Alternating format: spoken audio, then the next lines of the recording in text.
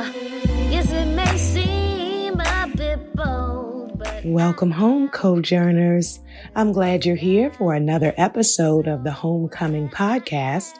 I'm Dr.Thema, your facilitator on the journey back home to yourself. I'm a licensed psychologist, an ordained minister, and a sacred artist, and I welcome all of you here. We're going to start this episode, as we do most episodes, with a reading, and this is an excerpt from the book Deep is the Hunger by Howard Thurman. Deep is the Hunger.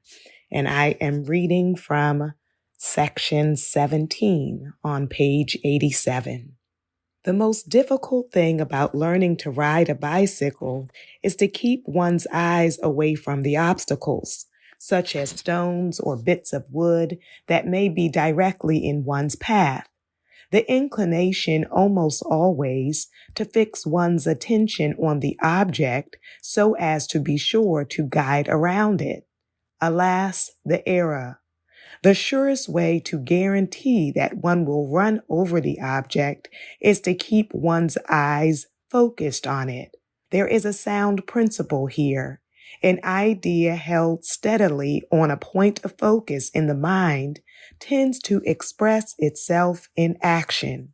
This reminds us that we concentrate on the obstacles solely at our peril. Wise words. Where your treasure is, there is your heart also. Obviously, if we are to escape becoming evil in our behavior, we must bring our minds to bear upon the good and hold them there on dead center until our lives are organized on that basis. We are living organisms. We are not things. We become like the things we love. How wonderful, because it places so large a share of our destiny in our own hands. Thank you so much, Howard Thurman, for that reminder for us to consider where we put our focus and where we put our energy. This is an important framing as we focus today on free your mind, the gift of curiosity. Free your mind, the gift of curiosity. And so I want to encourage all of us to consider the gift of thinking outside of the box, of not being limited in our thoughts and our understanding of what is possible. There are several benefits to developing your curiosity. When I am a curious person, it allows me to be a lifelong learner. So we don't want to be closed off and think, I already know everything, because that puts a ceiling on our possibility and our growth. So being curious, being open to information allows me to continue to learn. And as long as I am learning, I am healing and I am growing. Being a curious person also helps us to solve problems because we are not limited in our options. We can think of creative solutions. And so whatever challenges you are facing in this season of your life, whether as an individual, as a parent, as a couple, a family, a community, even your nation, for us to think outside of the box and to consider what are the new ways that I can address this issue so that I can really come forward to a new way of understanding. So when you have challenges, issues, problems, obstacles, it is a gift to become curious instead of being locked into only one way of doing something or one way of thinking about something. Being curious also helps your creativity, your openness to expression.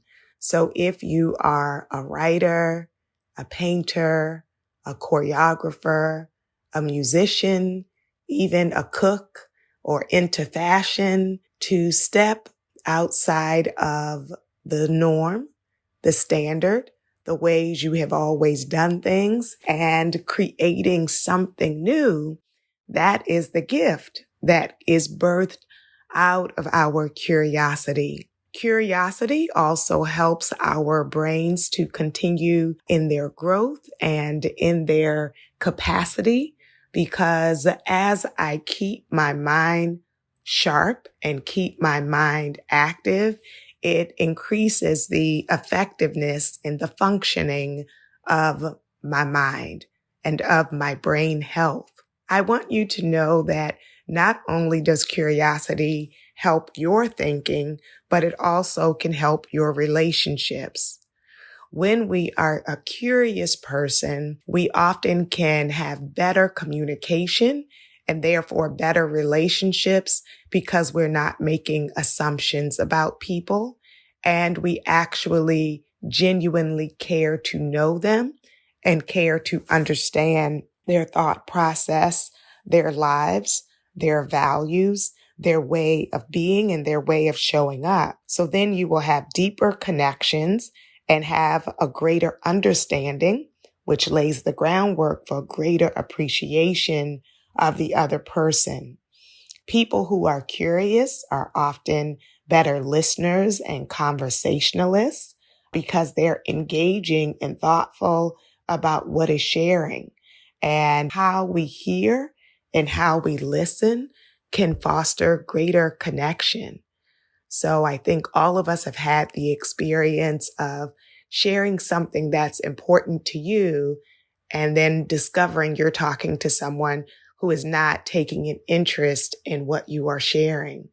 So what a gift it is to actually feel heard and appreciated, and even people asking questions to better understand our perspective and our journey.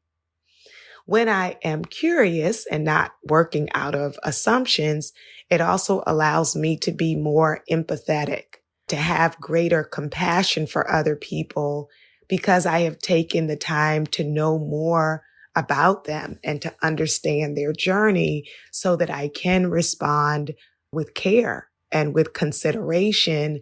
Given their life's journey and life's process, I can better respond to and care for the person that I am in relationship with.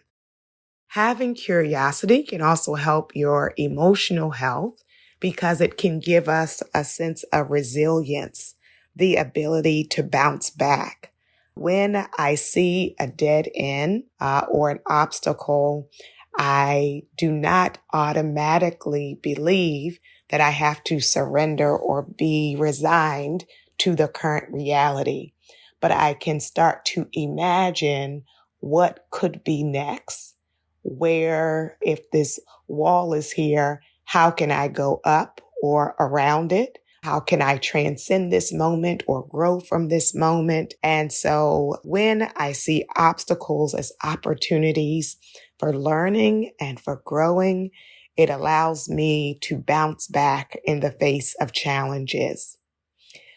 Curiosity and having an open mind can also help to reduce our anxiety and our worry, because we realize the truth that we don't control everything. So instead, we can consider what are the things that I can do in this moment and what are the things that I need to release and or accept because they are beyond my control. So I don't have to stress out about the things that are beyond me, but I can remain curious and open to, given this circumstance, what are the options that are available for me emotionally, in terms of my decision making, in terms of even how I think about the circumstance and think about myself. And so as a result of that, we can also not only decrease our stress and worry, but we can increase our joy and our wonder and even our openness to awe or inspiration, because I am not closed off, I'm not shut down, but instead I can allow myself to be excited about the possibilities. I can allow myself to be motivated about this new thing instead of just facing it with dread. I want you to know that having an open mind and being curious can also make you a stronger leader, because you recognize that oftentimes we are not stuck, but we can work creatively and collaboratively for our enhancement and for our growth, whether that is the growth of the group or the growth toward the goal that we have in mind as a group or as a collective. And with being open-minded as a leader, I am always curious about the other ideas and gifts that are in the room, right? So I know that it's not just me and not just my way and not just my thoughts, but I become curious about us authentically coming to collaborative decision making and considering when we put our various gifts and thoughts together, what we can achieve that would be so much more than if it was all on one person. When we show up to spaces with this openness and curiosity, it can also create the pathway for our growth, both our personal growth, but also our professional growth. And shall I also say your spiritual growth? That when I approach the sacred with an openness and a wonder, then it leads me to be able to go into new dimensions. It leads me to be able to advance in the work that I'm doing. It leads me to be able to grow, evolve, and thrive holistically. And so many of you will understand as I lay that out, the reasons it can be helpful for us to be curious and for us to expand our minds. But then some of you may wonder, how can I become a more curious person if that has not come naturally to me, if it's not the ways in which I have traditionally showed up? And why would that be? Sometimes there are those of us who have felt we didn't have the luxury of time or energy or effort for curiosity. You may have lived your life with a lot of pressure, a lot of timelines, even safety concerns, where you have always felt like you have to choose fast or go with your gut quickly and are just trying to survive, let alone trying to think about thriving. And so I invite you to consider the possibility that your prior way of operating, and maybe even your present way of operating, may have been beneficial for you to get through some challenging seasons of your life, and to wonder if in this season of your life, you can allow yourself to expand, if you can give yourself some breathing room, if you can say, I'm glad I survived, but now I actually want to grow. I want to evolve. I want to learn. I want to heal.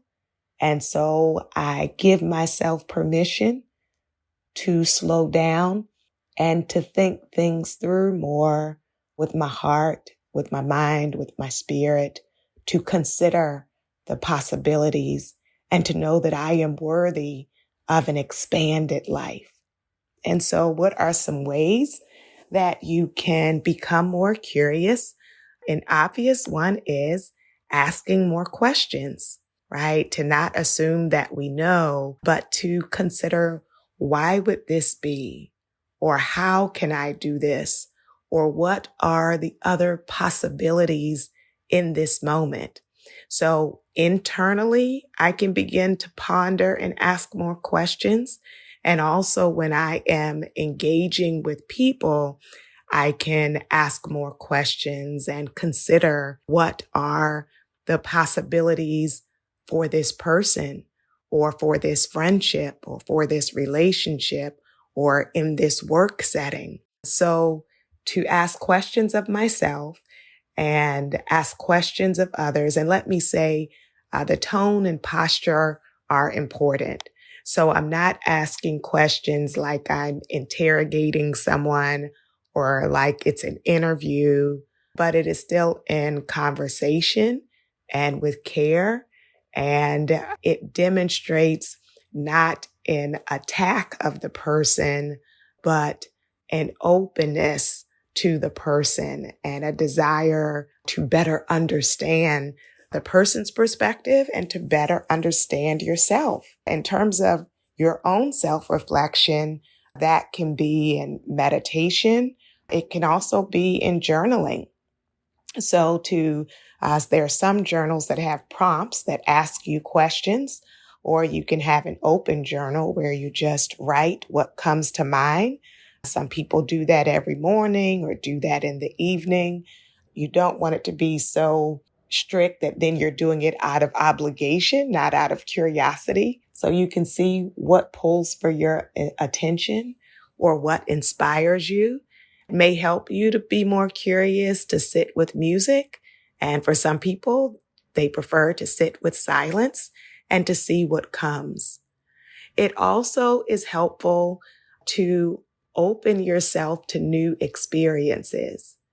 If I want to become more curious and more open-minded, reading different books that may not have drawn my attention in the past, having new experiences. Sometimes we get so locked in and we're like, these are the two things I like, right? And that's all I do. And it's beautiful to know yourself.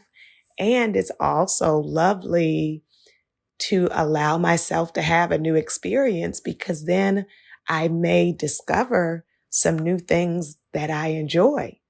And even if you didn't enjoy it, it may not be your new favorite thing, but you took the risk and allowed yourself to show up, to experience a new thing, to go to a new place, to try different foods, to meet different people. And so to allow exploration is to allow discovery, to allow myself to explore new possibilities, new people, new pathways, allows me the opportunity to expand my knowing and my sense of myself. So trying new things, asking questions, reading and talking to new people who have a different perspective can help us to be more curious. In my communication with other people, I can become more curious by intentionally trying to see things from their perspective, right? So you're often clear about what you think about something, which is based on your life's journey. But I want to have a better understanding of how other people are thinking, how they are seeing things. That may be because I'm going to have a change of heart, or it may be just so that I have a greater sense of understanding. In order to demonstrate more curiosity and care in my relationships, I also want to cultivate my ability to listen openly without prejudging or without sitting there thinking of my response or my argument or my defense, but just allow yourself to be present, to breathe, and to hear, right? To hear what is being said, perhaps what is not being said, to tune into people's body language, to tune into what people may be feeling and expressing, which may be different than what you are feeling or expressing.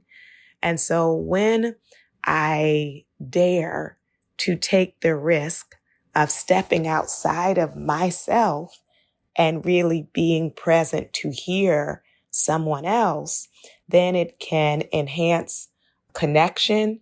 It can enhance our empathy and our understanding for each other and for our relationships. And we want to think about, or I invite you to think about, creating an atmosphere where curiosity is welcome, where it is okay for people to wonder, for people to ask questions, so that it is not only that I express more curiosity to others about themselves, but also I become the kind of person who is approachable, where people can ask questions or engage with me, or I can have more of an openness about my story, about my journey, about my thoughts and feelings.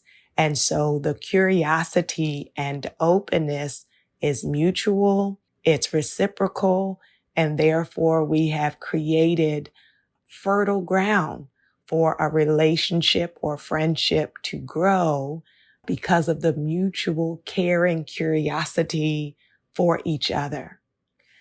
So I am excited about the possibility of what can come when we release the limitations often built in our fear and anxiety about the past, when we release our need to control everything or to dictate everything, when we allow ourselves to be unleashed by what we have known and instead free ourselves to what we can know and what we can learn and the ways that we can be.